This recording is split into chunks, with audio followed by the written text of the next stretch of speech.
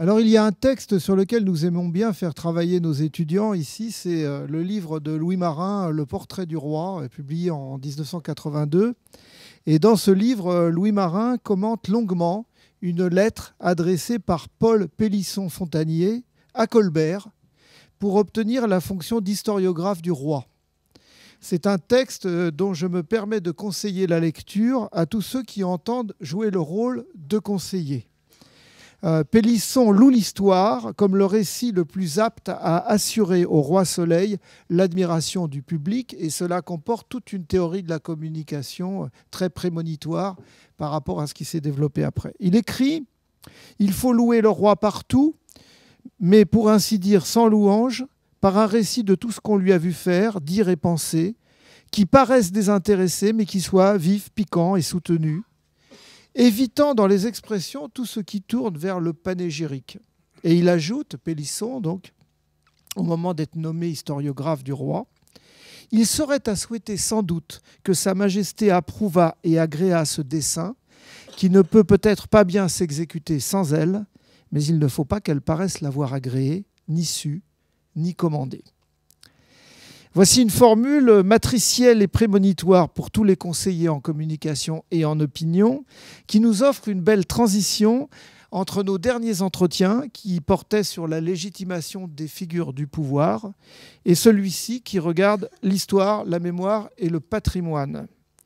Bien entendu, l'historiographe, professionnel de la rhétorique d'influence, n'est pas l'historien, expert de la distance aux sources. Mais notre relation à l'histoire tire sans doute sa force de cette double polarité.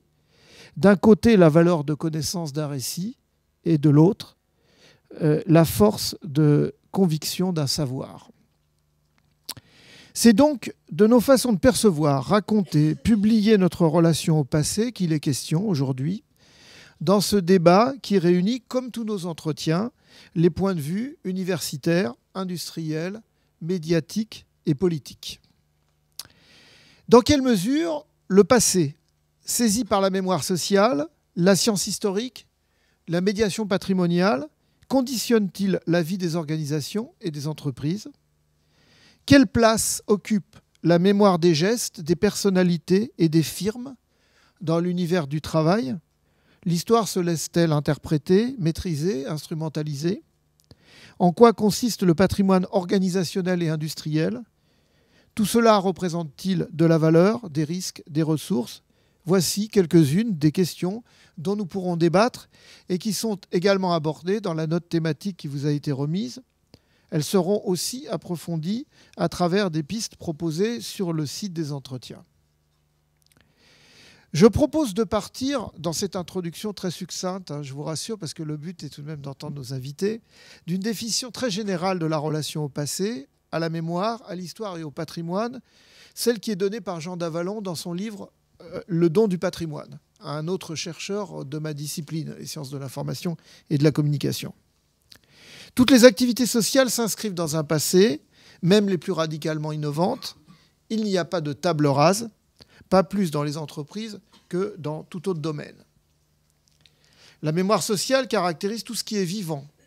Dans les représentations partagées, ce qui nous permet de donner sens à des objets du passé. Pour prendre un exemple simple, il y a de plus en plus de jeunes qui n'identifient plus la faucille et le marteau comme l'emblème du communisme. Et nombreux sont ceux qui ignorent pourquoi il a été crucial à une certaine époque de symboliser l'union des ouvriers et des paysans. Il est probable que les vestiges craquelés des publicités murales de Dubonnet et Saint-Raphaël, comme on en a juste à côté d'ici, n'évoquent pas pour eux la saga des écritures publiques. Lorsque les objets sortent de la mémoire vivante des personnes, l'histoire se charge de reconstruire un lien par le biais de méthodes et de concepts, ce qui suppose bien des questions épineuses que nos invités ont évoquées dans leurs travaux et qui portent sur ce qui se voit, ce qui se sait, ce qui s'écrit, ce qui se réécrit. Mais on sait bien que l'historien est de longue date invoqué au tribunal des médias et de la politique. Le patrimoine, quant à lui, relève d'un processus de communication spécifique que Davalon appelle la patrimonialisation. Il consiste à choisir, depuis notre présent, des objets qui pourront être présentés comme une rencontre, une reconnaissance, une consécration du passé. C'est un geste de communication publique qui suppose des stratégies et des dispositifs et qui, selon la formule de cet auteur, rend présent le passé en tant que passé dans le présent. Nous verrons que les repères initiaux qui viennent d'être donnés méritent tous d'être discutés, enrichis, critiqués, à partir du moment où nous cherchons moins à définir des termes qu'à comprendre des enjeux. Nos invités abordent différemment les relations entre histoire, mémoire et patrimoine, parce qu'ils soulignent précisément des enjeux distincts, ce qui fait tout l'intérêt des entretiens. Or, c'est bien ce que la mémoire, l'histoire et le patrimoine font à la communication, à l'organisation, à l'entreprise, à l'économie, que nous souhaitons discuter aujourd'hui. Place donc à la déconstruction. Le dossier qui vous a été remis comporte une présentation assez complète des invités que je ne reprendrai pas ici. Je me bornerai à indiquer la raison principale pour laquelle Jean-Pierre Baudouin, Véronique Richard et moi, nous avons choisi de les inviter. Je ne souhaite pas différer davantage le moment de les entendre. Donc, à ma gauche, Philippe Escandre, actuellement responsable au journal Le Monde du supplément Éco et Entreprise, connaît particulièrement bien les relations entre presse et entreprise au plan national et international. Et à ce titre, il évoquera particulièrement la place complexe occupée par l'histoire dans les médias d'information économique, mais aussi, plus généralement, dans les sciences économiques. François Hartog, immédiatement à ma gauche, est directeur d'études à l'École des hautes études en sciences sociales. Il est sans doute le chercheur français qui a interrogé de la façon la plus explicite la relation que les sociétés entretiennent avec l'histoire et le sens de la connaissance historique. Danielle Bourlange, directement à ma droite, est directrice générale de l'Agence du patrimoine immatériel de l'État, API, une structure créée il y a quelques 5 ans pour aider l'État et les structures publiques à identifier et valoriser des actifs symboliques et intangibles, mais hautement chargés de valeur, de l'identité à la donnée informationnelle. Nous verrons grâce à elle que la relation entre valeur symbolique et valeur économique ne concerne pas seulement les acteurs marchands, mais aussi les organisations d'intérêt général. Patrice Carré, le dernier à droite de notre table, est un historien de formation, spécialiste de l'histoire des innovations industrielles, un courant qui s'est beaucoup développé depuis quelques décennies, responsable du département Relations institutionnelles à la direction des relations avec les collectivités locales d'Orange. Il dispose d'une expérience irremplaçable de la façon dont une entreprise industrielle qui a connu des mutations radicales en quelques décennies regarde et a regardé l'histoire. Voilà, alors après cette brève introduction, qu'il va falloir bien entendu remettre en question à peu près dans son ensemble, mais ça je suis assez confiant dans la chose. Donc je vais rapidement demander une petite intervention à chacun de nos participants, et puis ensuite la discussion se déroulera librement entre nous et ensuite avec la salle.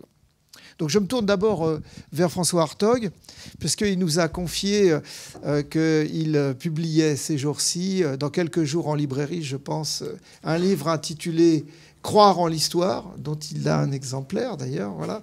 Et donc j'ai envie de lui demander, après ces travaux très connus sur les régimes d'historicité, pourquoi il a choisi de titrer un livre « Croire en l'histoire » et de nous faire partager un petit peu, de nous révéler un petit peu de ce qu'on va pouvoir trouver dans ce livre. Merci de votre question. Alors, ça n'est pas une longue histoire, mais enfin, c'est quand même une histoire de quelques années, car vous avez évoqué le régime d'historicité, en effet, qui a été ce livre dans lequel j'ai essayé de m'interroger sur quel est notre rapport au temps aujourd'hui, en quoi notre expérience du temps a-t-elle changé, et essayer de proposer un instrument que j'ai appelé de ce nom un peu barbare, régime d'historicité, pour au fond comparer des façons différentes de rendre compte des expériences du temps dans le passé et aujourd'hui. Bon. Et il m'est apparu, et ce n'est pas une découverte dont je suis évidemment le seul responsable, tant s'en faut, que nous étions, depuis les années 80, disons, dans un moment où le présent, la catégorie du présent, était devenue la catégorie dominante, au détriment de celle du futur, et avec une question qui se posait alors de savoir comment relier ce présent de plus en plus puissant, de plus en plus omniprésent au passé. Dans une étape suivante, j'ai écrit un livre qui s'appelle « Évidence de l'histoire » et qui était un parcours aussi assez long qui justement s'interrogeait sur la façon dont l'histoire était devenue une évidence. Ce qui n'a pas toujours été le cas, et ce qui n'est pas toujours le cas partout, et qui pourrait très bien ne plus l'être aujourd'hui ou demain, ici ou là. Bon. Et par évidence de l'histoire, il fallait comprendre ce moment où, au fond, lié à l'époque moderne, autrement dit, avec le moment de la fin du XVIIIe siècle en Europe, où l'histoire s'impose comme une puissance autonome, comme cette force qui modèle le monde. Et le livre s'achevait sur la mise en question de l'évidence contemporaine, la mise en évidence contemporaine de l'histoire. Et donc le livre « Croire en l'histoire », au fond, reprend les choses à ce point et s'interroge sur ce moment contemporain, non plus seulement à travers la catégorie de l'évidence, ou de la mise en question de l'évidence, ou du doute quant à l'évidence, mais à travers cette autre notion qui m'a paru plus forte, plus englobante, qui est celle de la croyance. Autrement dit, croyons-nous encore à l'histoire? Et si oui, qu'est-ce que ça peut signifier? Et sinon, qu'est-ce que ça entraîne? Et qu'est-ce que ça a été que croire en l'histoire entre, disons, le moment le plus fort a été le milieu du XIXe siècle jusqu'au milieu du XXe siècle. Voilà, très rapidement. Merci beaucoup. Derrière, il y a aussi cette question, je crois, du sens que prend la connaissance historique par rapport à la façon dont les sociétés se projettent aussi dans leur futur. Oui, enfin, là, je ne peux pas monopoliser la parole, mais cette histoire moderne, ou ce concept moderne d'histoire, il faut bien comprendre qu'il était fondamentalement porté par le futur, par la catégorie du futur. C'est-à-dire qu'au fond, cette histoire moderne, elle était une manière de raconter le passé à la lumière du futur. Exemple, l'histoire nationale. Les histoires nationales, eh bien, on a la nation qui est cette espèce d'aboutissement, et tout le passé d'un pays, d'une communauté, s'éclaire à la lumière de cet aboutissement. Et au fond, on vous retrace à ce moment-là les origines de la nation française que l'on peut placer chez les Gaulois, que l'on peut placer dans les communes du Moyen-Âge, que l'on peut placer suivant les cas. Mais vous avez comme ça l'intelligibilité qui tout d'un coup surgit, s'établit et vient du futur en direction du passé. Ça c'est le grand modèle sur lequel nous avons vécu. Bon, ça peut être le prolétariat, ça peut être le peuple, ça peut être des tas de choses, ou des tas d'agents, déjà des tas d'acteurs. Et cela, c'est fini. Cela, c'est fini. Et nous ne savons pas très bien, justement, comment aujourd'hui, s'il y a une histoire, comment elle fonctionne, c'est-à-dire comment elle articule les catégories du passé, du présent et du futur.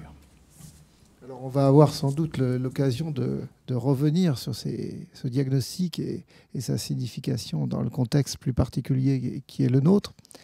Patrice Carré est historien aussi. En fait, on se connaît, donc je vais tutoyer. Je ne vais pas faire semblant, ça fait fort longtemps qu'on se connaît. Et en fait, Patrice, tu as fait la carrière d'un historien dans une entreprise qui s'est beaucoup transformée, puisque, sauf erreur, tu étais au ministère des Télécommunications, Tout à fait. Qui est devenu France Télécom. Tout à fait.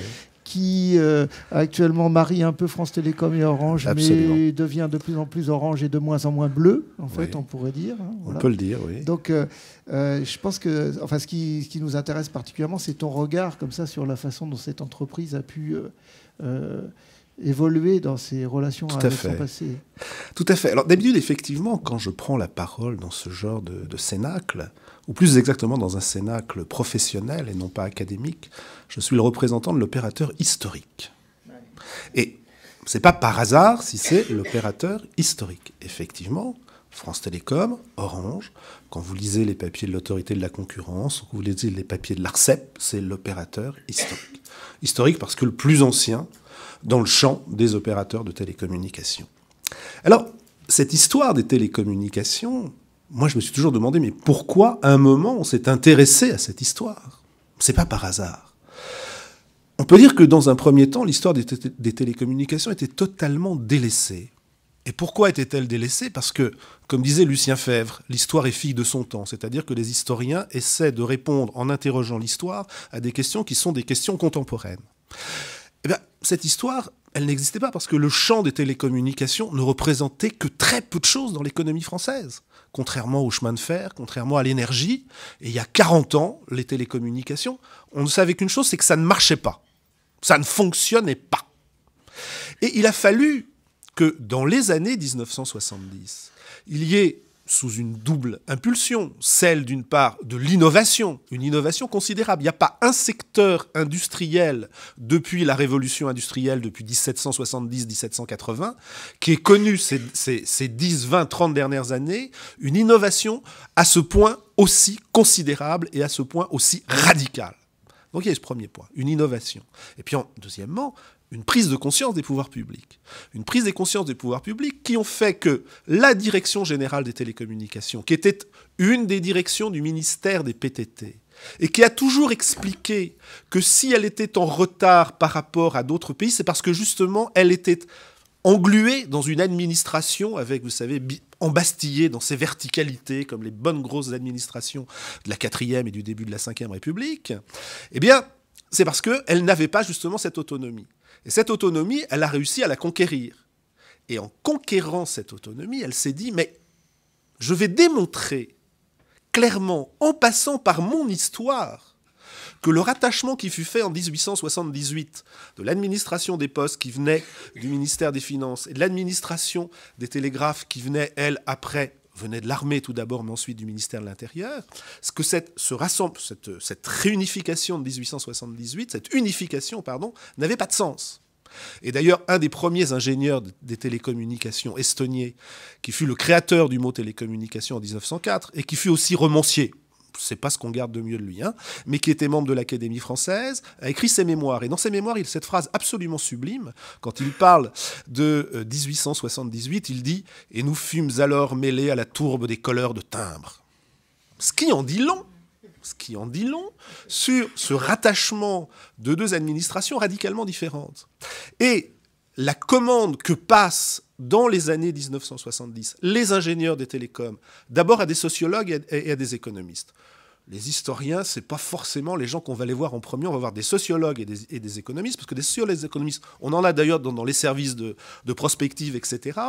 Et c'est un type comme Sturze, c'est Missika, c'est Volton, qui les premiers vont commencer à travailler, avec Jacques Attali, un économiste, vont travailler sur cette histoire des télécommunications. Et peu à peu, cette histoire des télécommunications, elle va rencontrer au sein même de l'administration, de la Direction générale des télécommunications, qui cherche de plus en plus à ne plus être une administration, mais bien se présenter comme une entreprise avec son logo, avec des voitures qui ont une couleur bleue, contrairement à celles de la Poste qui sont jaunes, avec une revue, avec un service de communication, avec un service RH, avec des recrutements RH qui ne sont pas ceux de la Poste, eh bien, va susciter de la part des agents des télécommunications des associations qui vont s'intéresser au patrimoine. Parce qu'on est en train de changer de génération technique, on est en train de passer, si vous voulez, de centraux électromécaniques, vraiment très gros, à la numérisation. Donc l'idée, c'est bien de faire en sorte que ce patrimoine ne parte pas, ce patrimoine matériel. Et pour ça, il y a deux choses. D'une part, susciter l'intérêt des associations de personnel, et pas forcément des retraités, mais des gens qui sont dans l'entreprise, et puis susciter des travaux d'historiens, susciter également la mise en place de musées. Et puis tout ça, ensuite, va un peu changer, mais je sais que tu m'avais dit simplement quelques minutes pour donner quelques points. Excusez-moi, ma voix n'est pas parfaite parce que je suis très enrhumé. Oui, on te remercie d'être venu nous rejoindre quand même. On espère que ce ne sera pas quand même un calvaire trop important pour toi. Mais c'est vrai qu'on reviendra sur la suite parce que cette relation à l'histoire va aussi beaucoup se modifier, donc on va la revisiter progressivement. Alors Philippe Escande, le journal Le Monde est le seul journal dont le supplément économique comporte une rubrique historique régulière, en fait. Oui, c'est même une page par semaine. Alors ça, c'est aussi un peu historique, hein, entre guillemets. Le supplément économique hebdomadaire du Monde date de 1969, donc c'est pas tout récent. Et dès le début, il avait effectivement le souci d'introduire de l'histoire dans l'explication qu'il faisait de l'économie. Et puis, depuis 2000, on en a fait une rubrique à part. Et là, depuis 2012, on a refait la formule et dans ce cadre-là, on a décidé de consacrer une page entière avec photos, etc. Alors, c'est pas une innovation absolue puisque les aficionados du Monde Magazine se souviennent qu'il y avait aussi les archives du Monde en fin de journal, qui était aussi un morceau d'histoire.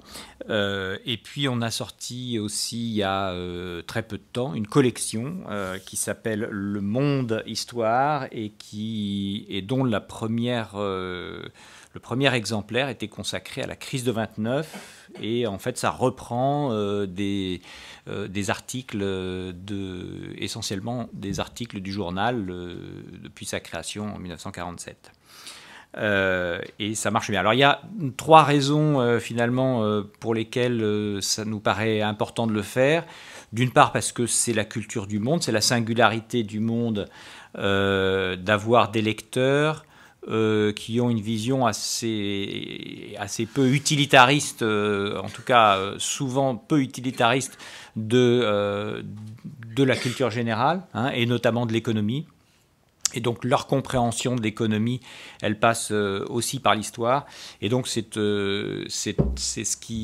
une des choses avec le débat d'idées qui est vraiment au cœur de la différenciation du monde. Et puis la deuxième raison, c'est que l'économie et l'histoire forment un couple très particulier qui n'est pas de tout repos, hein. Il y a 2 semaines, j'animais un débat avec, alors c'était pas des historiens, mais c'était des sociologues, mais c'est à peu près du même niveau.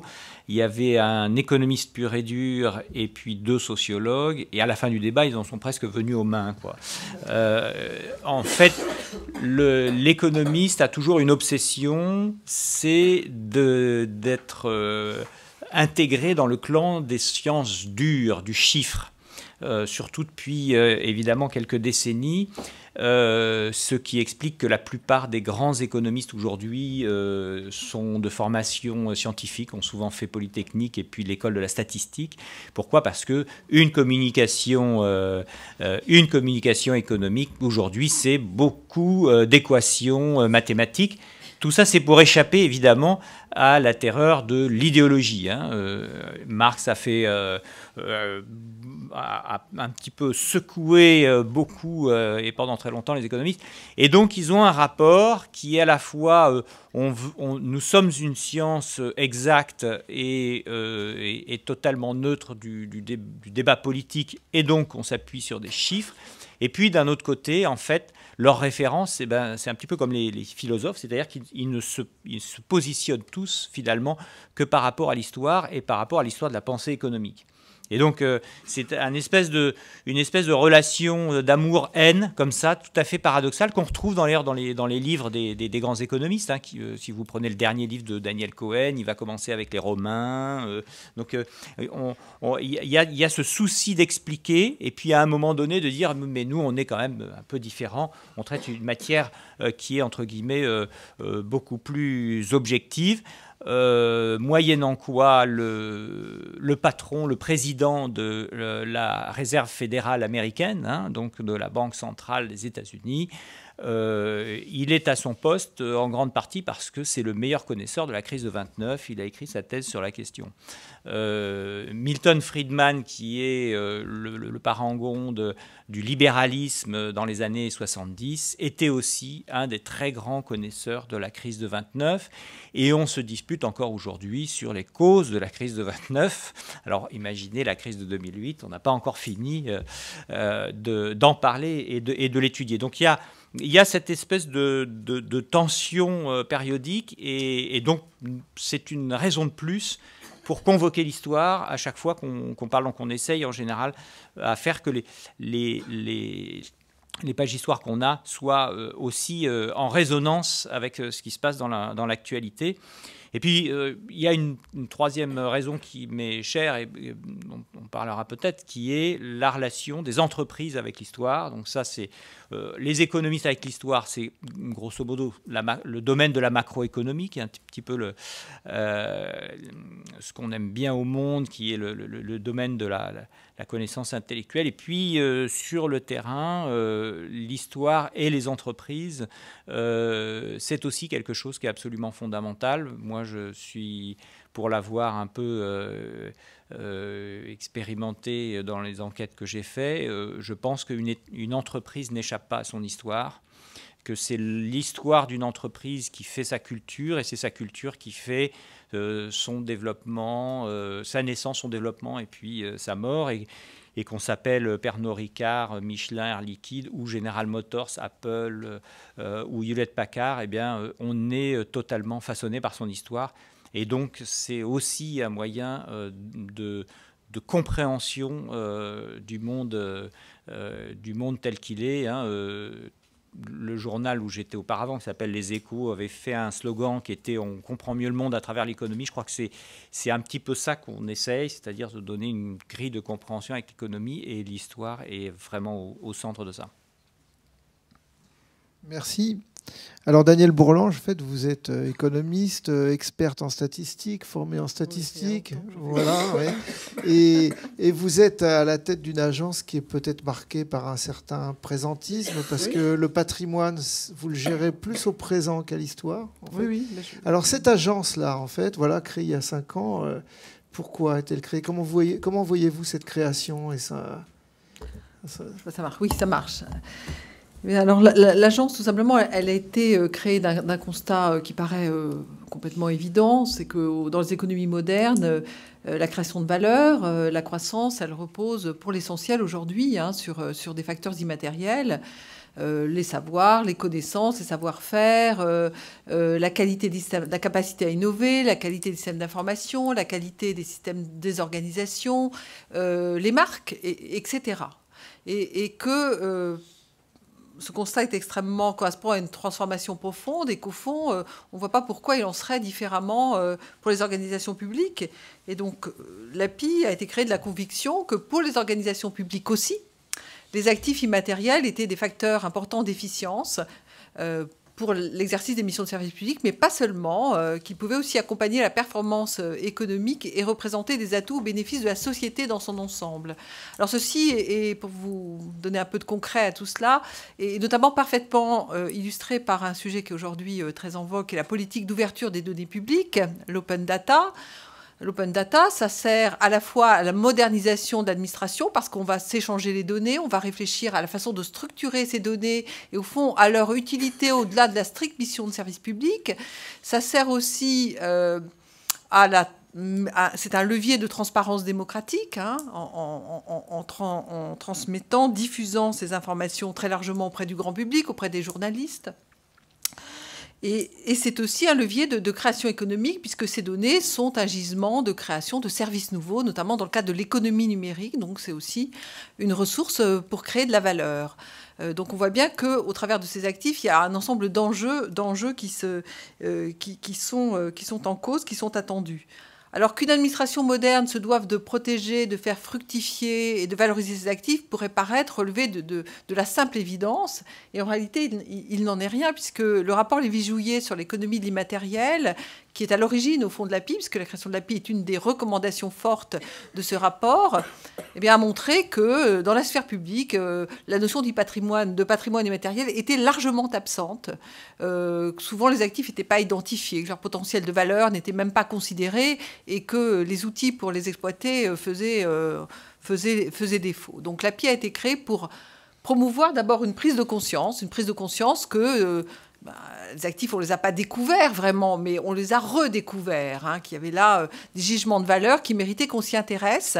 Et pour promouvoir aussi, donc l'API promeut aussi des nouvelles approches pour valoriser ces actifs et pour les protéger.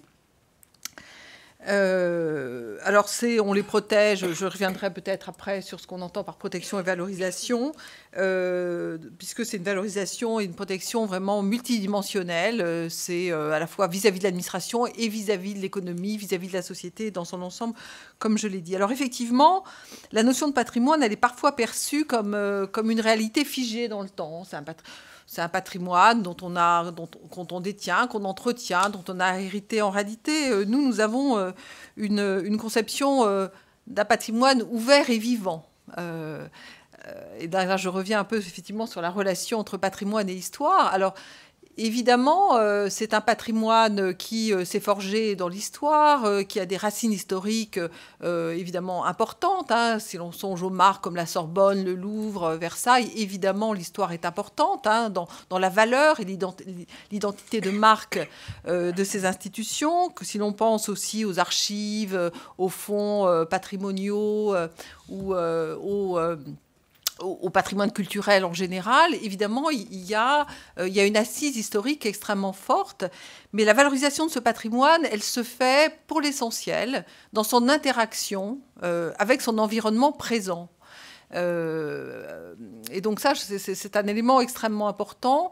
Et les problématiques de valorisation du patrimoine immatériel sont aujourd'hui extrêmement différentes de ce qu'elles pouvaient être il y a encore quelques années. Et tout cela est dû à l'émergence des technologies du numérique qui offrent des possibilités de valorisation, d'interaction avec l'usager, avec le citoyen, extrêmement nouvelles, extrêmement fortes. Prenez l'exemple des musées numériques qui sont développés par certains grands musées, de la bibliothèque en ligne de la BNF Gallica. Tout ça permet de valoriser des fonds patrimoniaux de façon différente, de toucher de nouveaux publics, d'offrir de nouveaux usages, donc de démultiplier finalement la valeur de ces actifs qui sont en économie souvent, s'agissant des biens numérisés, ce qu'on appelle des biens non rivaux. Ça veut dire que le fait de s'en servir, que certaines personnes les utilisent, ne nuit pas, ne réduit pas leur utilité ou leur usage pour d'autres personnes. Et donc moi, j'ai tendance parfois à dire que le patrimoine numérique, au contraire, plus immatériel, plus on s'en sert, plus il prend de la valeur. Au fond, plus on le diffuse, plus on le met à disposition, plus il prend de la valeur. Donc, cette importance de l'interaction avec l'environnement, avec les évolutions sociétales, pas seulement techniques, j'ai parlé du numérique, mais aussi avec les attentes du citoyen, elle est très forte. C'est vrai aussi pour les marques. Je l'ai dit, les marques, elles prennent leur origine, elles sont fondées sur des valeurs souvent ancrées dans le passé, elles se sont construites dans une histoire. Mais la valeur des marques, elle dépend aussi beaucoup de l'expérience de l'usager. Et cette expérience de l'usager, elle dépend des attentes du citoyen au regard du service public qui évolue en permanence. Donc, effectivement, une conception ouverte et vivante du patrimoine immatériel tel que nous l'avons à l'API. Merci. Alors, en fait, au cours des rencontres qu'on a pu avoir pour préparer ces entretiens, il y a un certain nombre de questions qui ont émergé, sur lesquelles le dialogue entre nos intervenants peut être intéressant. Et peut-être l'un d'entre vous souhaite-t-il intervenir sur ce qui a été dit par un autre participant, je ne sais pas. Je lance, on verra. Patrice, oui, tu voulais ? Non, simplement, pour revenir au débat entre historiens de l'économie, je pense que contrairement aux États-Unis, mais là je parle un peu sous le contrôle quand même de François Hartog, on a eu en France une école d'historiens qui ont fait de l'économie, alors qu'aux États-Unis, on a plus des économistes qui ont fait de l'histoire. Et je pense aux travaux de Jean Bouvier, de François Caron, de Pierre Léon, qui étaient des historiens d'abord et avant tout, des historiens, et qui ont pris comme champ d'étude, et Fernand Braudel aussi d'une certaine façon, ou Pierre Chaunu, et qui ont pris comme champ, ou Goubert, et qui ont pris comme champ d'étude de l'économie, certes de l'économie d'Ancien Régime pour Pierre Goubert, mais de l'économie très contemporaine, enfin relativement contemporaine. Je reviens au débat sur le très contemporain. Mais les travaux de François Caron sur l'histoire des chemins de fer sont vraiment des travaux d'un historien qui s'intéresse à l'économie. Alors que je pense que les Américains sont beaucoup plus dans une logique d'économistes qui font de l'histoire. Voilà. Une petite nuance, mais là, François Hartog en sait beaucoup plus que moi, sans doute. Vous avez raison. Mais les économistes ne considèrent pas que l'histoire économique est très importante. Et en même temps, c'est la référence oui, absolue. C'est-à-dire qu'on est keynésien, on se réfère à Hayek, on se réfère à des figures, Schumpeter, etc., enfin à des penseurs qui sont quand même, sont même disparus depuis un certain temps. Donc c'est ça qui est tout à fait... mais effectivement, quand on interroge, nos historiens, par exemple, qui nous parce que notre page est écrite par des historiens, il y a un économiste dedans, mais enfin, c'est essentiellement des historiens, et ça revient dans le discours. Oui, on n'est pas apprécié, on n'est pas aimé, on a moins de moyens, on est moins pris au sérieux. Enfin, il y a ça. Et c'est un peu la même chose avec les sociologues, c'est-à-dire qu'effectivement, il y a un problème des sciences humaines avec l'économie, avec les économistes, quoi. Est-ce que vous avez une idée sur le fait de savoir si le lectorat, lui, apprécie l'existence de la chronique économique, et si le monde des entreprises est intéressé par ça, ou s'il y a plutôt de la résistance? Alors nous, on le fait parce on est intimement convaincu que notre lectorat adore. Et il adore, hein, ça c'est pas un problème. Mais c'est aussi parce que c'est un lectorat qui est versé sur la culture générale et au premier chef l'histoire. Et puis en plus, effectivement, par le fait que comprendre l'économie... on peut comprendre aussi le Mali par l'histoire, je veux dire, le Sahel, etc. On peut comprendre, tout, comme vous expliquiez tout à l'heure, c'est-à-dire que c'est un moyen utilisé par les gens du présent pour essayer de comprendre, de donner un peu d'intelligence à ce qui se passe dans le présent en essayant de convoquer le passé. Et c'est la même chose en économie. Il y a un livre dont on a énormément parlé, qui est sorti il y a un an, d'un économiste américain qui a examiné les crises économiques depuis 5 siècles. Et ça s'appelle « Cette fois, c'est différent ». Mais bon, finalement, ils s'aperçoivent qu'à chaque fois, on dit ça, et puis à chaque fois, les mêmes causes produisent les mêmes catastrophes. Et finalement, c'est aussi une façon... Toute la théorie des cycles dans l'économie, etc., c'est finalement juste une interrogation de l'histoire en disant, tiens, il y a des choses qui reviennent, il y a des invariants, et puis on va essayer de comprendre. Mais peut-être une conception plus cyclique que historique de l'histoire. Enfin, bon, on pourrait discuter de ça. Ici, au CELSA, il y a eu plusieurs recherches qui ont été faites sur l'histoire et le patrimoine des entreprises et des marques, plus spécifiquement. Par exemple, la thèse de Julien Tassel sur les caisses d'épargne. Et donc, Julien Tassel analyse ce qu'il appelle une histoire managériale, qui ne s'écrit pas tout à fait de la même façon qu'une histoire académique. Il y a eu les travaux aussi de Caroline de Montetti sur, on va dire, la manie des marques depuis quelque temps de créer des musées, des lieux d'interprétation, donc muséifier en fait le passé des entreprises. Et je ne sais pas ce qu'il faut penser de ça. C'est-à-dire, est-ce qu'il faut se féliciter de se dire que les entreprises croient en l'histoire ou qu'elles font mine de croire en l'histoire? Quel regard vous avez sur ces usages de l'histoire? Oui, moi je peux apporter un témoignage parce que c'est quelque chose qu'on a regardé, puisque nous on s'intéresse aux marques publiques, donc on ne cherche pas à copier ce qui se fait dans le privé, mais on a un regard sur ces évolutions. Nous on considère que la marque, en tout cas dans le public, ça sert à donner du sens, hein, ça paraît une évidence de le dire. et que peut-être cette recherche historique des entreprises, c'est justement aussi une recherche de sens. C'est donner du sens à travers une histoire. Nous avons, par exemple, nous avons aidé le musée Guimet à réfléchir sur son identité de marque. Et effectivement, le travail qui a été fait a consisté notamment à donner une grande place à la couleur bleue dans la marque du musée Guimet, parce que Guimet, dont j'ai oublié le nom, je crois que c'était Hector, je ne sais plus, Monsieur Guimet, en tout cas, le fondateur du musée, avait une entreprise de chimie qui a produit la couleur bleue. Et donc, effectivement, il y a eu cette même démarche de trouver une identité visuelle, et bien de se dire, au fond, c'est intéressant aussi, pourquoi trouver une identité au hasard? Retrouvons cette identité, puisque c'est un musée qui porte encore le nom de Guimet, et qui donc rend hommage finalement à ce fondateur qui était M. Guimet. C'est plus facile avec Guimet qu'avec Nobel, qui était un spécialiste de la dynamite. Là, au moins, il y a un héros éponyme.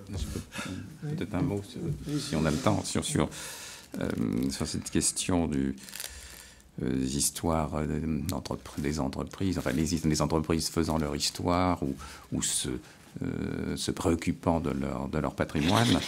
Alors est-ce pas bien je n'ai aucune raison je n'ai aucune autorité pour en juger. Et à prononcer, à dire là c'est bien, là c'est pas bien, on peut essayer de comprendre la démarche. Bon. Et on a bien vu que, c'est ce que j'évoquais tout à l'heure, c'est une des manifestations de cette crise du temps ou de cette transformation de nos rapports au temps, c'est à partir des années 1980 qu'on a vu tout d'un coup des entreprises se préoccuper de leurs archives, de leur histoire, de dire mais au fond d'où nous venons. Bon, c'est aussi un moment de grande instabilité pour les entreprises elles-mêmes, puisque justement France Télécom allait devenir autre chose. Enfin bon, donc ces démarches-là qui se sont déployées dans tous les registres, de la société, sont l'indication de moments d'incertitude, de moments de doute. Et le patrimoine, j'ai écrit comme ça à plusieurs reprises, qu'au fond, le patrimoine, c'est une notion pour temps de crise. Ce n'est pas du tout une notion d'affirmation tranquille en disant « Ah, je suis dans mon patrimoine et j'ai mon patrimoine ». Non, c'est parce que je ne sais pas où je suis. C'est plutôt ça, le patrimoine. Donc il faut plutôt l'envisager comme cela. Et après, alors, on a déployé toute une industrie du patrimoine, avec tous ces problèmes de valorisation du patrimoine.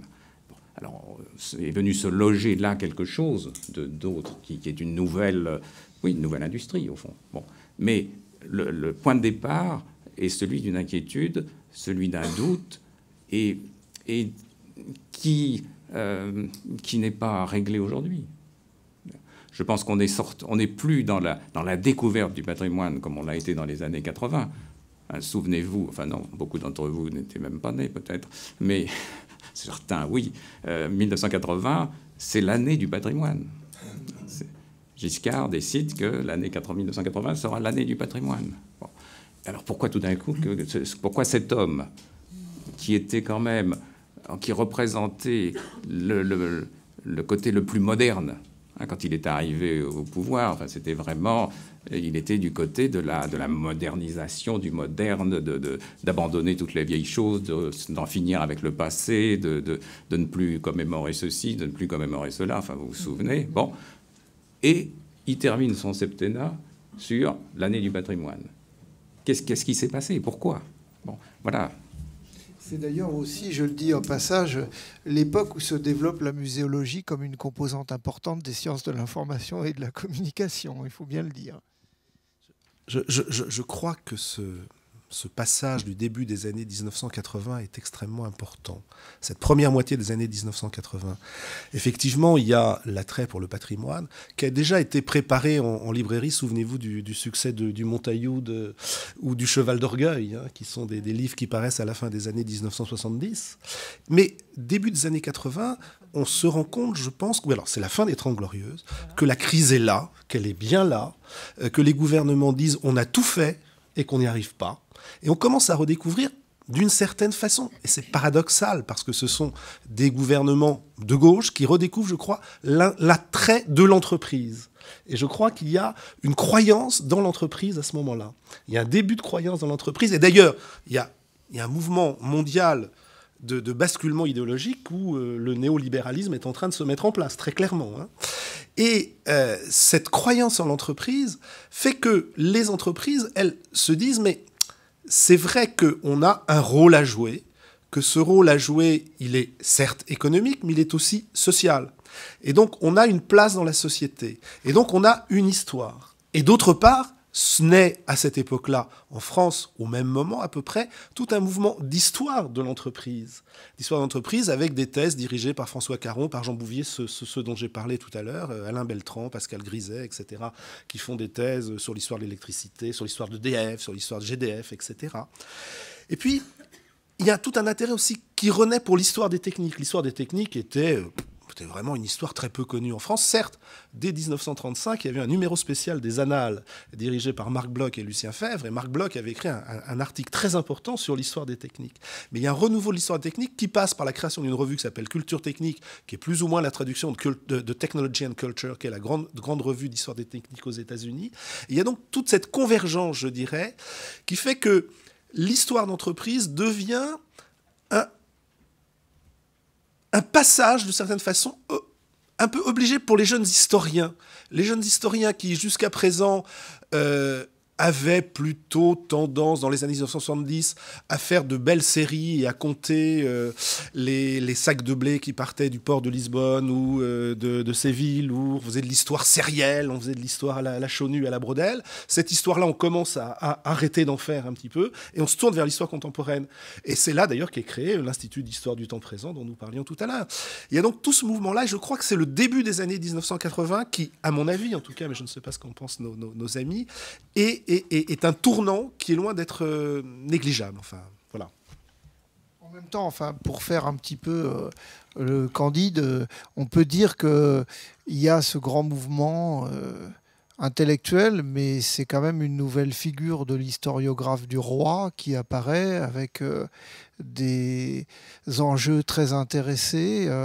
Ça fait rentrer un petit peu l'histoire dans les politiques de communication, dans les discours managériaux, mais bon, peut-être l'histoire a-t-elle toujours été instrumentalisée, ça je ne sais pas, il faudrait en discuter. En tout cas, il y a quelque chose d'une instrumentalisation de l'histoire ou du patrimoine quand les marques se mettent à valoriser précisément, parfois en écho avec les mouvements d'écomusées, de redécouverte des pratiques populaires, des façons de faire, la valorisation des territoires oubliés. Il peut y avoir tout un tas de stratégies autour de ces pratiques. Oui, bien sûr, mais cela, enfin, vous évoquez les écomusées, c'est lié aussi à la crise, oui, au fait que toutes ces régions deviennent perdre leurs industries. Le Creusot, l'écomusée d'Alsace avec la fermeture des mines de potasse. Enfin, on veut. Alors l'écomusée est un très bon exemple de ce que nous évoquions, car on a conféré à l'écomusée qui semblait, enfin, qui a été une création dans ces années-là, un rôle considérable qu'au fond ces écomusées n'ont été incapables de tenir. D'ailleurs, maintenant, les écomusées ont peu à peu sombré les uns après les autres, je crois, ou alors se sont transformés complètement et sont devenus des parcs d'attractions, ce qui est autre chose. Hein. Mais on voulait en faire à la fois des conservatoires de savoir traditionnels ou artisanaux, ouvriers, paysans, bon. Et puis, on voulait en faire des lieux actifs aussi. C'est-à-dire des lieux où allait être transmis quelque chose qui allait permettre à ces territoires déshérités, abandonnés, de repartir pour faire autre chose, mais on ne savait pas quoi. Et si vous... En quelque sorte, une mémoire collective, un peu, enfin réanimer une mémoire collective. En prétendant éviter la nostalgie et le passéisme pour avoir une ouverture sur le futur. Et si vous lisez le grand concepteur des écomusées qui a été Max Kérien, c'est assez étonnant de relire ces textes-là aujourd'hui, parce qu'on voit que le programme est totalement intenable. Mais quelque part, c'est ce que vous dites d'ailleurs. En fait, c'est au moment où on perd quelque chose qu'on commence à essayer de le conserver. Et on voit ça dans les... si vous voulez, si vous prenez le cas de Michelin, par exemple, qui est une entreprise emblématique, totalement identifiée à un lieu, à une ville, qui a tout façonné. Ils ne se sont pas préoccupés de leur histoire jusqu'au moment, effectivement, vers les années 80-90, où finalement ça commençait à plus aller, c'est-à-dire que le paternalisme d'avant était en train de se dissoudre, les syndicats étaient en train de monter en puissance dans l'entreprise, l'entreprise s'internationalisait, la finance aussi, c'est effectivement ce que vous dites, c'est-à-dire que l'influence aussi de la finance, du cours de bourse, etc., a porté une pression différente. Et c'est tout un monde, effectivement, ce monde du contrat social, des 30 Glorieuses, avec les grandes entreprises, etc., qui est en train de partir. Et c'est à ce moment-là qu'on crée des musées qui souvent sont d'ailleurs, enfin si je reprends le musée Michelin par exemple, qui est magnifique, hein, je vous encourage à aller le voir à Clermont-Ferrand, mais ça raconte l'histoire du pneu. Ça ne raconte pas l'histoire des Michelin. On n'en sait pas beaucoup plus sur... ça ne raconte pas l'histoire des hommes. Or, évidemment, c'est des hommes qui font l'entreprise. C'est pas... alors, on comprend effectivement comment on fabrique un pneu, qu'avant, il n'y en avait pas, que les routes étaient pleines de cailloux et que donc ça crevait tout le temps. Enfin, tout ça, on le comprend. C'est une partie de l'histoire, mais la partie la plus importante qui est ces gens-là, qui sont, pourquoi, comment ça s'est fait, pourquoi finalement les gens étaient Michelin du berceau jusqu'à la tombe, hein, puisqu'ils géraient absolument tout, de la maternité jusqu'aux pompes funèbres.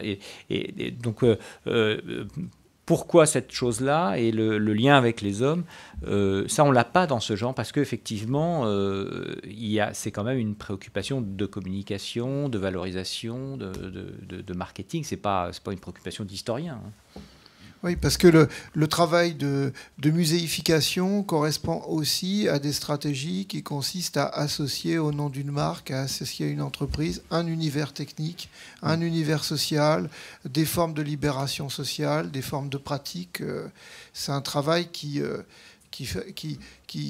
consiste toujours à faire déborder la marque vers des pratiques sociales et des valeurs d'une certaine façon. Et je pense que ça marque, oui. Ça a comme conséquence de souligner à quel point, je pense, la relation à l'histoire qu'une entreprise entretient est tributaire de l'identité de cette entreprise, c'est-à-dire de ce qui l'a créé. Enfin, des histoires des entreprises différentes écrivent des histoires différentes, je crois. Je reviens au cas très précis que je connais un peu et pour cause, qui est l'histoire de la Direction générale des télécommunications qui devient France Télécom, qui devient Orange. Oui. Il est très clair qu'à l'époque de la Direction générale des télécommunications, nous étions en monopole. Et moi, j'étais à la tête d'un service historique où j'avais à la fois des archives, j'avais des musées, j'avais des possibilités de faire des recherches par des étudiants, et on faisait des recherches nous-mêmes. On a fait des grandes enquêtes d'histoire orale, à la fois sur les techniciens de la commutation, les techniciens de la transmission. On a fait des enquêtes sur les résistants dans les télécoms. Donc tout un travail, si vous voulez, qui était un travail où à un moment, on avait la possibilité de le faire parce qu'on était en monopole. Pas de concurrence. Donc vraiment, on avait la possibilité de travailler comme des historiens. Et puis, quand les choses ont changé, c'est évident que quand nous sommes arrivés dans un champ qui était celui de la concurrence. Alors, ce travail d'historien, on n'a pas été méchant avec nous, mais on nous a dit, on va vous rattacher à la communication. Et vous allez travailler avec les gens de la com, et on va essayer de donner à la com aussi un petit peu d'histoire. Parce que maintenant, cette histoire que l'on faisait dans le champ du motoir, c'est aux universitaires de le faire. C'est plus à vous de le faire. C'est les universitaires qui font ça. Vous bossez dans une entreprise. Mais je n'avais pas de souci avec ça. Hein. C'était quelque chose. Le contrat était clair. Vous travaillez dans une entreprise, donc vous travaillez certes comme historien à la com, mais comme en plus, on se rend compte que vous savez faire les discours, vous savez écrire. Vous allez écrire des papiers pour le président, vous allez faire des petits bouquins pour le président, etc., etc. Et peu à peu, moi, personnellement, dans cette entreprise, je suis toujours resté viscéralement et fondamentalement et tripalement, ai-je envie de dire, historien, mais je ne fais plus d'histoire. Quand bien même cette expérience d'historien dans une entreprise me servirait-elle énormément dans les débats que je peux avoir avec des parlementaires, avec des élus, qui, eux, au contraire, sont très attentifs à l'histoire de l'entreprise que je représente. Il y a donc, si vous voulez, cette tension entre ces deux termes. Et je crois que c'est un cas très concret et très précis de voir comment une entreprise qui n'était pas une entreprise tout en étant une entreprise parce qu'elle était en monopole, qui devient une véritable entreprise dans le champ le plus concurrentiel qui soit, hein, le quatrième opérateur par exemple, qui nous aide beaucoup, etc., etc., etc. Aujourd'hui, on est dans un monde où il n'est pas question de faire l'histoire. Cela dit, on est en train de se poser des questions, et mes petits camarades de la communication l'autre jour m'ont demandé de venir les aider pour travailler sur un projet. Voilà. Je ne peux pas vous en dire plus à ce stade, mais ils m'ont demandé de venir les aider en tant qu'historien. Voilà. Oui, je me posais la question de savoir, on en a parlé un petit peu dans les rencontres préalables, dans quelle mesure, au-delà du fait d'instrumentaliser l'histoire, enfin, sans d'ailleurs avoir de point de vue critique sur ce point de vue, mais de considérer l'histoire comme un élément de la rhétorique d'identité de la marque, est-ce que les entreprises croient en l'histoire en ce sens? Est-ce que les entreprises tirent de l'histoire une façon de réfléchir sur elles-mêmes, sur leur stratégie, sur leur rôle social, économique? Est-ce que vous avez l'impression que ça arrive ou est-ce que c'est très rare? C'est très rare. Non, je crois que c'est totalement instrumentalisé, mais enfin, comme tout dans une entreprise aujourd'hui, enfin, c'est peut-être tout à fait normal. Tout est instrumentalisé, donc non, c'est même souvent, enfin, comme je disais tout à l'heure, c'est souvent un peu contre-cyclique, c'est-à-dire, si vous prenez un cas intéressant, c'est Hewlett-Packard. C'est une entreprise qui a perdu sa culture et qui est en train de mourir à cause de ça. Donc, elle a coupé le lien. Et la personne qui est probablement la plus responsable de ça, c'est une dame qui s'appelle Clary Fiorina, qui a été embauchée au plus fort de la fin des années 2000 et qui a eu l'idée de faire grossir l'entreprise en rachetant, en se délestant d'un certain nombre d'activités, et puis en faisant des acquisitions de plus en plus grosses. Et je raconte ça parce que quand il a fallu revivifier la marque dans les années 2000, eh bien, la campagne de publicité qu'elle a initiée et choisie, c'est de représenter le garage dans lequel Bill Hewlett et David Packard avaient créé leur premier objet électronique. Donc, c'est marrant parce que c'est vraiment la personne la plus éloignée de ça, celle qui a vraiment, enfin, à mon sens, abîmé le plus l'entreprise, qui tout d'un coup convoquait l'histoire pour entrer. Non, rien n'a changé, c'est toujours les mêmes. Et d'ailleurs, ça s'est terminé. Enfin bon, tout ça, s'est terminé dans des bagarres épiques qui ont impliqué notamment le fils du fondateur, qui lui essayait de représenter ce qui restait un petit peu de la culture de l'entreprise.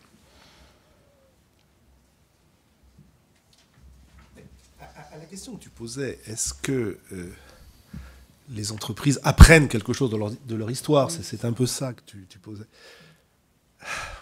C'est très compliqué. Globalement, non. Globalement, non. Je ne le crois pas. Mais voilà, mais exactement. Et en même temps, le fait que des historiens soient en capacité d'expliquer un certain nombre de choses à des dirigeants peut, dans certains cas, les faire sinon trembler, du moins légèrement douter à un moment. C'est peut-être ce moment où il peut se passer quelque chose. Mais globalement, c'est assez peu le cas. Et en même temps, c'est vrai que des histoires d'entreprises instrumentalisées, il y en a. Moi j'en ai vu une, et le plus terrible exemple que je pourrais vous donner, c'est une histoire de Siemens où la période 1933-1945 n'est pas traitée. Il ne s'est rien passé chez Siemens entre 1933 et 1945. C'est assez extraordinaire. Il y a un bouquin sur Siemens, il n'y a rien entre 1933 et 1945. Il y a un trou. Ils ont dû perdre les archives, oui, ça doit être ça. Voilà. Je vais mettre une remarque comme ça à propos de cette question, est-ce qu'on apprend ou est-ce qu'on n'apprend pas? Est-ce qu'une entreprise apprend ou n'apprend pas?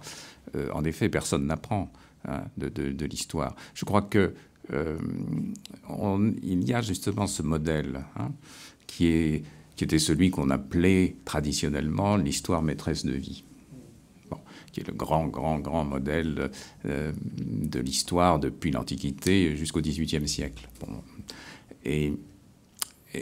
Mais qui était fondé justement sur cette idée que, au fond, le passé éclairait le présent. Et donc, il était cohérent, dans ces conditions, de se tourner vers le passé, non pas pour prétendre que le passé ne faisait que se répéter, c'est pas du tout ça, mais que quand on voulait comprendre ce qui vous arrivait, ou ce qui risquait de vous arriver, eh bien, il était bon de regarder du côté du passé des exemples du passé. Bon. Ça, c'est le schéma officiel.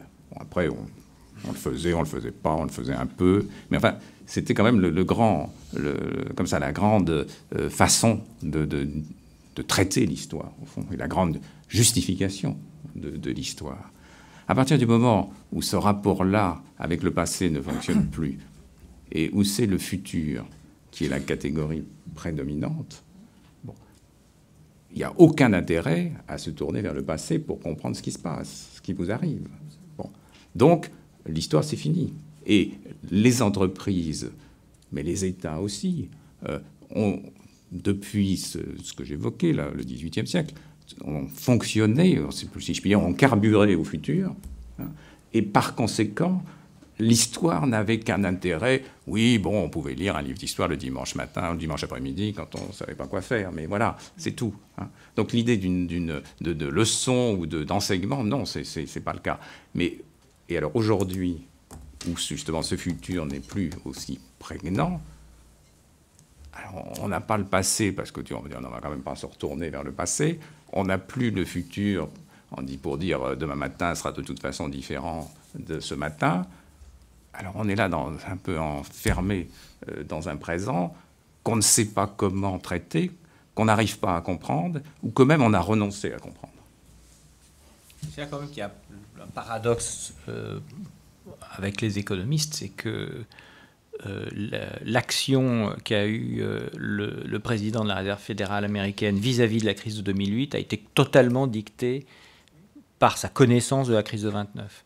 Et peut-être il a sauvé, entre guillemets, avec plein de guillemets, la situation parce qu'il n'a pas réédité les erreurs de la crise de 29 qui étaient assez similaires, puisque en gros c'est une crise d'endettement, d'emballement, voilà. Donc il y a quand même eu, alors je ne sais pas si ça va continuer, ça va perdurer, mais en tout cas il y a eu cette obsession des gens qui étaient aux commandes de dire non, cette fois-ci on va essayer de faire plus malin.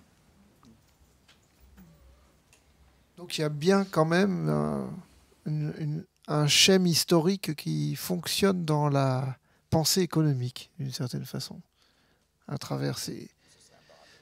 Ce serait un paradoxe.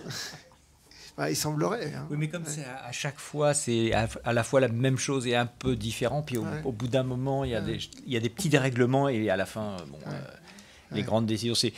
L'histoire se répète toujours une fois sur le mode voilà, de la tragédie, on a évité le protectionnisme, on a évité le repli qui était supposé être une des grandes misères des années 30. On va peut-être quand même se le prendre du fait de la montée du chômage, du populisme, etc. Donc il faut quand même être assez prudent. Je trouve qu'il y a une relation très particulière à l'histoire dans les grandes sagas qui occupent l'Internet. La notion de start-up, d'ailleurs, en elle-même, c'est un départ, une espèce de table rase. Et quand on regarde l'Internet, on voit toujours des gens qui ont été dans une rupture totale vis-à-vis de ce qui se passait avant, mais on éprouve beaucoup le besoin d'écrire l'histoire de ces gens, même quand ils sont très jeunes, de raconter l'histoire de l'invention, de l'Internet, de l'invention du web, de ces héros fantastiques qui ont tout d'un coup créé une civilisation à partir de rien. Il y a une sorte de forme mythique à propos de réalité émergente, je trouve. Donc, comme si le temps long et le temps court étaient constamment en relation. Enfin, je ne sais pas ce que vous en pensez, c'est peut-être une interprétation.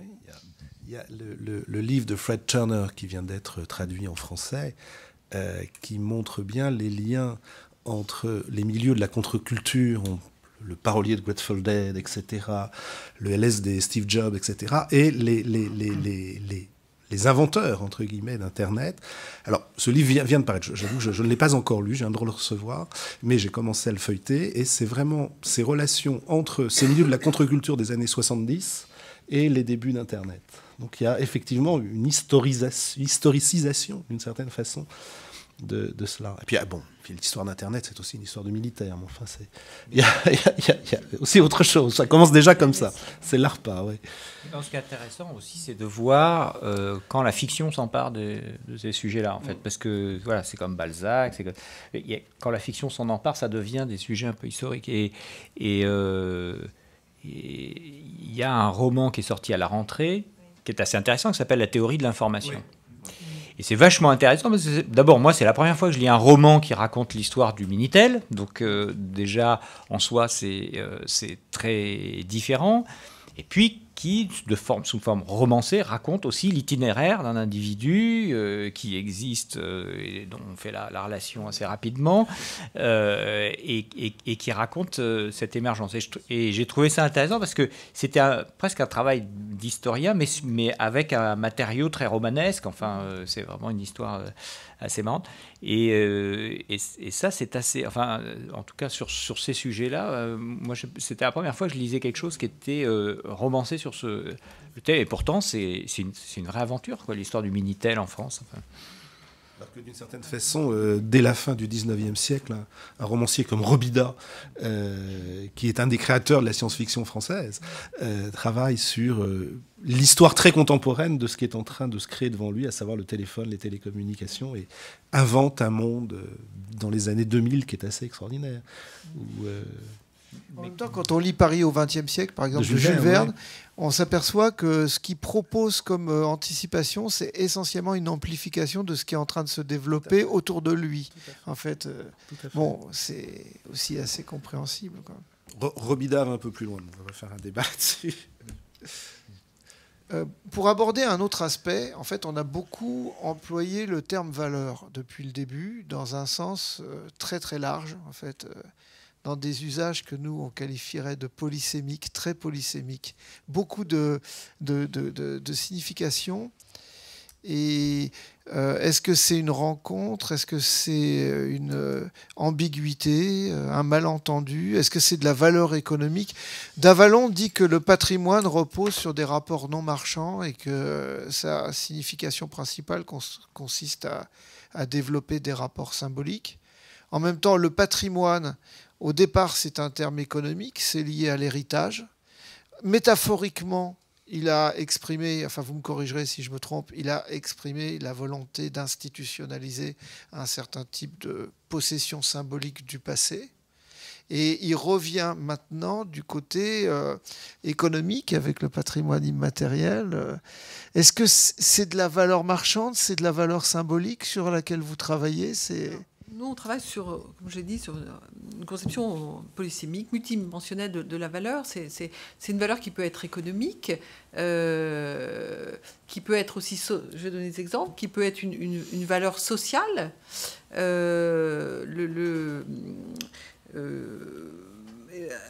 qui peut s'incarner de différentes façons. Une valeur sociale, encore une fois, quand on utilise, on met à profit des savoir-faire, on protège des savoir-faire ou on les développe pour mieux accomplir ces missions de service public. Il n'y a pas de valeur marchande, il y a une valeur sociale. Encore une fois, lorsque les actifs matériels sont utilisés pour mieux accomplir les missions de service public, on crée de la valeur sociale, soit directement parce qu'on accomplit mieux son service public, soit, comme je disais tout à l'heure, au travers de la mise à disposition de ces actifs auprès des citoyens.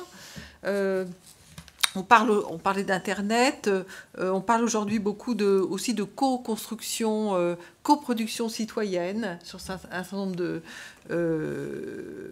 services de proximité notamment. Ça veut dire que quand on crée, par exemple, une application mobile avec des données publiques de transport, la SNCF vient de le faire d'ailleurs, on donne la possibilité aux citoyens d'enrichir l'application en introduisant des informations. Sur les temps d'attente, sur est-ce qu'il y a un problème sur la ligne, etc. Alors, on ne crée pas de la valeur économique parce qu'au fond, tout ça ne rentre pas dans un écosystème qui est viable, ces applications, mais on crée de la valeur sociale.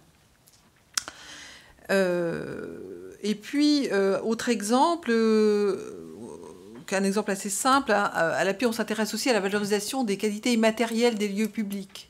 Alors, ça peut être des lieux symboliques, des lieux prestigieux, des lieux de pouvoir. Et donc, on favorise l'ouverture de ces lieux au tournage. Alors, il y a une valeur économique parce que, effectivement, ces lieux, ils s'inscrivent dans une industrie de l'audiovisuel. Ils permettent de créer de la valeur à travers les tournages. Ils sont source de ressources complémentaires pour les administrations. Et en même temps, il y a un bénéfice en termes d'image aussi pour l'administration. Donc, on a différentes formes de valorisation, différentes externalités en termes de valeur. Et ces ressources complémentaires, d'ailleurs, je crois que c'est important de le dire, qu'on va retirer des tournages, et bien on va les réinjecter dans l'exercice des missions de service public, par exemple. Et c'est important en ces temps de disette budgétaire pour entretenir les bâtiments.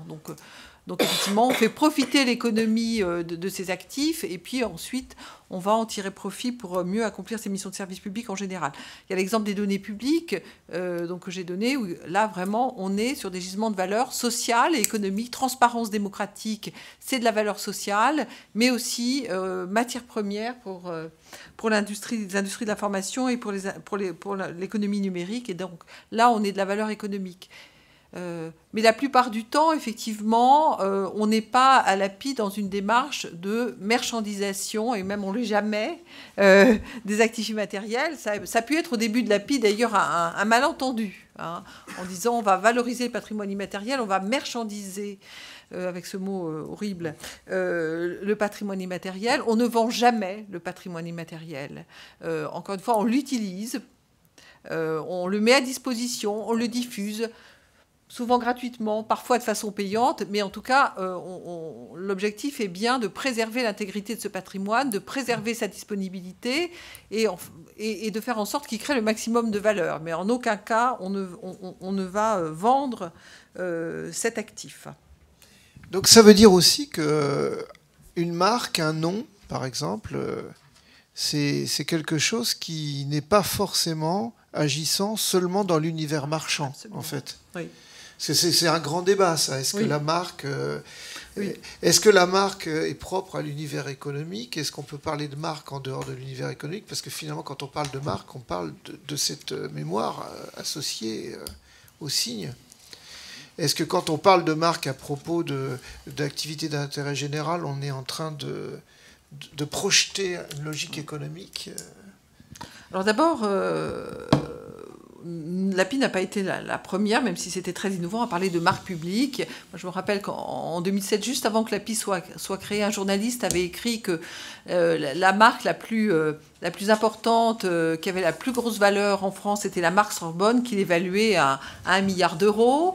Et 1 milliard d'euros, c'était, alors c'est donc quelque chose qui, moi, heurte un peu ma logique scientifique, mais enfin 1 milliard d'euros, c'était le prix, l'investissement qu'il aurait fallu faire pour avoir une marque de la notoriété mondiale de la Sorbonne. Ça doit être quelque chose qui ne se calcule pas si facilement que ça, quand même. Bon, le milliard, c'est un chiffre rond. Hein, donc, voilà, c'est ça. Voilà. Donc, je pense en plus, encore une fois, on fait rien de cette marque. Il n'y a pas de transaction. On ne va pas vendre. Si, on en fait des choses, mais je veux dire, on ne va pas vendre dans l'univers marchand.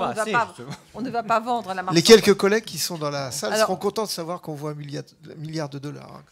Alors, bon... d'euros, je crois. Abu Dhabi.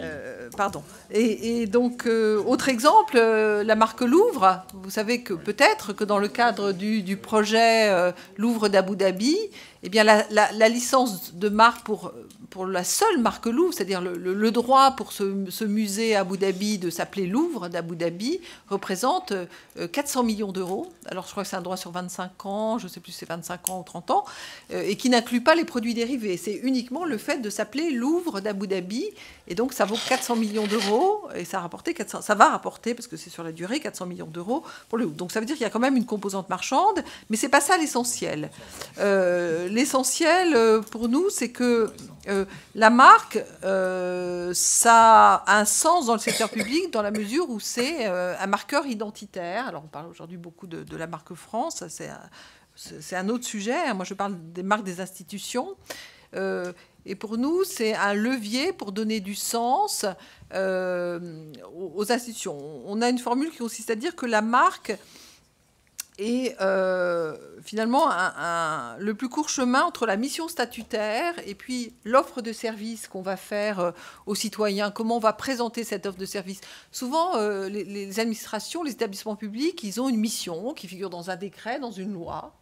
Ça ne suffit pas à définir leur positionnement, leur identité, les valeurs qu'ils vont développer, l'offre qu'ils vont proposer à l'usager. Et donc la réflexion sur la marque, au-delà d'un logo et d'un nom, c'est vraiment la réflexion sur ce qu'on appelle la promesse de marque. Vous savez ça mieux que moi. Qu'est-ce qu'on va proposer, quelle qualité de service, quel contenu, quelle offre. Et puis c'est aussi important aujourd'hui dans un univers où les universités, les hôpitaux sont en concurrence les uns avec les autres, même si d'aucuns ont du mal à l'admettre, c'est quand même une réalité. Et que la marque, ça permet de se différencier, de mettre en avant ces éléments différenciants, ces atouts différenciants pour attirer les publics, les enseignants, les chercheurs, voilà, pour se différencier. Et puis, la marque, elle est aussi importante aujourd'hui dans l'univers, me semble-t-il, numérique, là aussi, des réseaux sociaux, pour signer clairement les prises de parole des institutions publiques. Elles ont besoin d'être identifiées, reconnues, beaucoup plus qu'avant.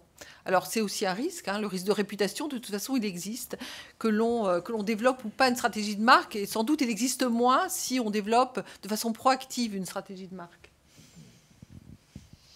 Alors, je poserais bien encore une dernière question à nos intervenants avant de donner la parole à la salle. On a évoqué à plusieurs reprises le cas où les entreprises, au lieu de revendiquer leur passé, les entreprises ou les structures administratives, les associations, les organisations, au lieu de revendiquer leur passé, cherchent à rompre avec le passé. Il y a des circonstances dans lesquelles on considère le passé comme étant davantage un poids. Donc ça, Patrice, je pense que tu connais ça avec l'évolution des opérateurs de télécom. Alors c'est évident, mais si tu veux, ce qui s'est passé dans le cas que je connais le moins mal, c'est au moment où effectivement on est passé de la DGT à France Télécom.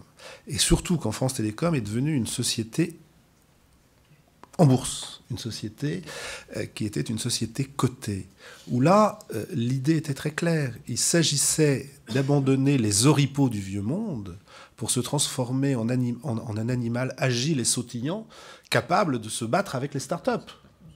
Et donc, en l'occurrence, ciel, enlevons ces fers qui collent à nos pieds. Et donc, soyons légers. Et pour être légers, cessons d'avoir une histoire. Simplement, de temps en temps, l'histoire, comme disait Hegel, elle revient dans le dos. Puis elle nous fait des coups dans le dos, l'histoire. Et quand une société comme France Télécom vit une crise sociale très dure, comme elle l'a vécu ces dernières années avec les événements que vous savez, eh bien là, on se dit, on va essayer de redonner de l'humanité à cette entreprise et redonner de l'humanité à cette entreprise, c'est de redécouvrir ses métiers et découvrir que ces métiers ont aussi une histoire, même s'ils sont nouveaux. Ils s'inscrivent également dans une continuité, même si cette continuité n'est pas un frein, cette continuité, c'est aussi quelque chose qui fait que le personnel, l'ensemble des collaborateurs de l'entreprise peuvent se rattacher à quelque chose. Et ça, c'est extrêmement important. Donc, il y a, tu vois, c'est quelque chose de très, très ambigu. Parce que derrière, il y a la question de savoir dans quelle mesure, effectivement, on a... Quelle est la liberté des organisations par rapport à leur procès? Est-ce qu'il existe, je ne sais pas, j'emploie une expression peut-être énorme, un déterminisme historique, quelque chose qui fait qu'on ne peut pas échapper à son passé? Est-ce qu'on connaît des cas d'entreprises qui ont réussi à rompre ou à négocier quelque chose de leur passé? Ou est-ce qu'elle vous semble... Je ne sais pas si vous avez un point de vue là-dessus par rapport à l'expérience que vous avez des différentes entreprises. Moi, l'expérience que j'en ai, c'est que rompre avec son identité, sa culture, c'est presque impossible. C'est-à-dire, France Télécom est un bon exemple. On ne peut pas faire plus radical que de changer de nom au moment où, en plus, tout change, les technologies, etc. Il n'y a pas plus... c'est ce que je connais de plus violent, hein. Et en même temps, on voit bien que à l'intérieur, justement, les tensions que vous évoquiez, c'est aussi parce qu'à un moment donné, l'entreprise part en twist, alors que le corps, lui, il reste ancré sur la culture précédente, enfin sur la culture traditionnelle. Enfin, on peut pas... on ne peut pas tout faire, on ne peut pas prendre des types qui posaient des lignes dans les machins, puis les balancer du jour au lendemain dans un centre d'appel. Enfin, avec des vrais gens dans la vraie vie qui ne sont pas simplement des tableaux Excel. Voilà. Donc des gens qui ont changé. Alors, les Américains sont assez spécialistes de ça, c'est-à-dire qu'ils sont capables de faire des transformations hallucinantes, mais en fait qui sont juste du cosmétique. Westinghouse, par exemple, qui était un des plus grands groupes électriques américains, qui a inventé les centrales nucléaires, qui a inventé un tas de choses. Il y a un type qui est arrivé et il a vendu toute l'électricité, il a vendu ça aux Japonais et il a racheté une chaîne de télévision, NBC. Donc, qu'est-ce que ça veut dire? Ça veut dire qu'en fait, il a juste tué l'entreprise, mais il n'a pas transformé. C'est pas de la transformation, ça. C'est juste. Alors, ça se fait beaucoup. Les financiers on n'aime pas trop justement l'histoire parce que c'est un frein. Hein. C'est ce qu'on disait tout à l'heure sur les années 80. C'est-à-dire à ce moment-là. C'est très bien raconté dans pas mal de bouquins américains. Sont arrivés les fonds d'investissement et eux, leur boulot, c'était justement de casser la culture, de casser l'histoire, de découper en petits bouts et de valoriser au maximum. Et donc, c'est vraiment quelque chose qui est assez terrible. Alors après, on peut avec les bouts épars, une fois qu'on a tout cassé, on peut reconstituer d'autres choses, mais certainement pas l'entreprise d'origine. C'est intéressant parce que ça ouvrirait toute une lecture. Le vocabulaire que vous employez était très guerrier, en fait, une espèce de lecture polémologique là, de la relation à l'histoire, des volontés de rompre ou de nier l'histoire, de faire en sorte qu'elle agisse plus. Et en fait, j'étais en train de penser que dans certaines, vous allez me corriger peut-être, mais que dans certaines théories économiques à grand succès, il y a comme une espèce de philosophie ou d'idéologie de l'histoire. Par exemple, la destruction créatrice. En fait, c'est une idéologie de l'histoire, la destruction créatrice. L'idée qu'il faudrait casser les choses pour pouvoir avancer. Il y a peut-être un imaginaire qui veut qu'on serait plus libre ou on serait plus créatif, plus innovant, si à certains moments, on introduisait de la violence dans la relation à l'histoire. C'est pas juste un imaginaire, hein. C'est aussi, il y a aussi de la réalité. C'est-à-dire que plus plus un corps, enfin que ce soit même un pays, et a fortiori par les entreprises, parce que c'est beaucoup plus plastique, hein, et puis c'est une durée de vie assez limitée. Donc plus une entreprise vieillit, plus elle prend du poids, plus elle perd en agilité. C'est beaucoup lié à la taille aussi. Hein. Vous prenez General Motors, qui était vraiment l'entreprise. Jusqu'aux années 70-80, l'entreprise était devenue presque immobile tellement elle était sclérosée de partout. Donc c'est comme chez les humains, c'est-à-dire qu'effectivement quand on vieillit, on perd en agilité et donc toute l'idée de la destruction créatrice, c'est ça aussi, c'est-à-dire c'est de faire intervenir de la jeunesse, des gens qui n'ont pas d'histoire en quelque sorte et qui donc sont plus mobiles, plus réactifs. Voilà, c'est tout ce qui est forme nouvelle des conceptions organiques de l'histoire. Moi, je pensais aussi, parce qu'on a constamment tourné autour de la notion de mémoire sociale, mémoire collective, qui était toujours présente, mais il y a aussi des violences par rapport à la mémoire sociale, la mémoire collective. Nous, on connaît bien, dans l'analyse de discours, la façon dont on fait disparaître certains termes pour en faire arriver d'autres.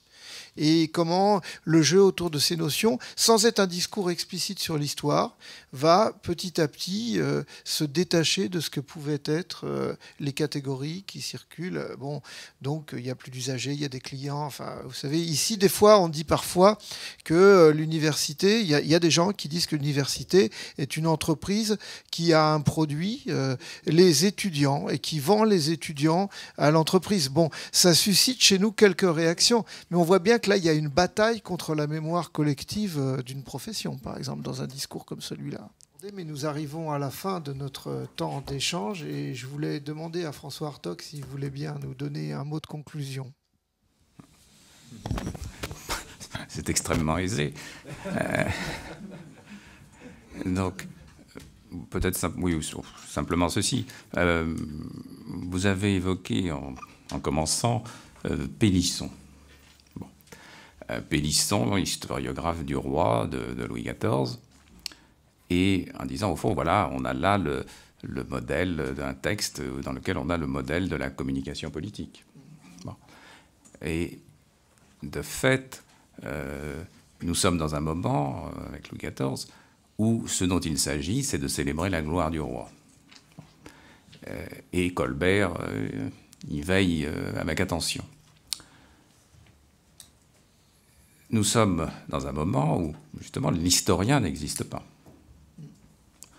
La profession d'historien n'existe pas, l'institution historique n'existe pas, et tout cela va se mettre en place, justement, au XIXe siècle, avec l'institutionnalisation, la professionnalisation de l'histoire, et par conséquent un historien qui, s'inscrivant dans ce pays, dans ce terrain disons de l'université au sens large, peut, à partir de là, exercer son métier, sans avoir à être dans la dépendance immédiate du prince.